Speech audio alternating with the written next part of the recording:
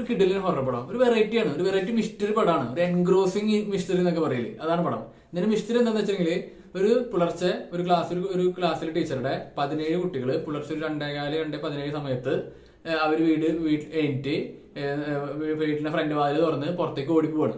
ആ ഓടിപ്പോയി കുട്ടികൾ ആരും മടങ്ങി വരുന്നില്ല. പക്ഷെ ആ ക്ലാസ്സിലത്തെ ഒരു കുട്ടി മാത്രം പോയിട്ടില്ല. അപ്പൊ എന്തുകൊണ്ട് ഈ കുട്ടി മാത്രം പോയില്ല? എവിടേക്കാണ് ഈ 17 കുട്ടികൾ മിസ്സിംഗ് ആയത്? എന്തുകൊണ്ട് ഈ ടീച്ചറുടെ ക്ലാസ്സിൽ മാത്രം സംഭവിച്ചു? ഈ ക്വസ്റ്റ്യൻസിന് ഉത്തരം കണ്ടെത്തലാണ് ഈ പടം.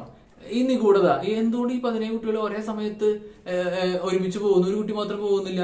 ആ സംഭവം എങ്ങനെ, എന്തുകൊണ്ട്, ഏത് കാരണത്താൽ, എന്താണ് ഇതിനെ പ്രേരിപ്പിച്ചത് എന്ന് കണ്ടെത്താൻ വേണ്ടിയിട്ട് നടക്കുന്നതാണ് ഈ സംഭവം. ഇതൊരു ഇൻവെസ്റ്റിഗേറ്റീവ് മോഡിലല്ല ഇത് എടുത്തേക്കണത്. ഇതിന്റെ പ്രത്യേകത എന്ന് പറയുന്നത്, ഇതൊരു പെർസെപ്റ്റീവ് മാനറിലാണ് ഇതിന്റെ സ്ക്രീൻ പ്ലേ പറയുന്നത്. ആ സ്ക്രീൻ പ്ലേ എന്ന് പറഞ്ഞപ്പോൾ ഇതിന്റെ ഡയറക്ടർ തന്നെയാണ് ഇതിന്റെ സ്ക്രീൻ പ്ലേയും പ്രൊഡ്യൂസിങ്ങും ഈവൻ മ്യൂസിക്കും ചെയ്തേക്കുന്നത്. പേര് സാക്ക് ക്രെഗർ, ഈ ബാർബേരിയൻ ഡയറക്ട് ചെയ്താണ്. അപ്പൊ ഇതില് നേരത്തെ പറഞ്ഞ പോലെ സ്ക്രീൻ പ്ലേ പ്രത്യേകത പറയുന്നത്, ഈ ഉണ്ടായ സംഭവം ഉണ്ടായിട്ടുള്ള കുറച്ച് ദിവസങ്ങൾ ഒരു 5 ആൾക്കാരുടെ പെർസെപ്റ്റീവില് നമുക്ക് പ്രസന്റ് ചെയ്യണം. ആദ്യം ഒരാളെ, അത് കഴിഞ്ഞ് വരുമ്പോൾ അടുത്ത ആളെ, പിന്നെ അങ്ങനെ. അത് ഓരോ പെർസെപ്റ്റിലും ഡിഫറൻസ് എന്ന് പറയുന്നത്, ആ സംഭവങ്ങളിലെ ഒരാളെ കാണിച്ചു കഴിഞ്ഞാൽ അത് റിസീവ് ചെയ്യുന്ന എൻഡിലുള്ള ആളുടെ അല്ലെങ്കിൽ ഏതെങ്കിലും ഒരാളുടെ പോയിന്റിലായിരിക്കും അടുത്ത പെർസെപ്റ്റീവ് കാണിക്കാം. ഈ അടുത്ത പെർസെപ്റ്റീവ് കാണിക്കുമ്പോൾ വരുന്ന ഗുണം എന്ന് പറയുന്നത്,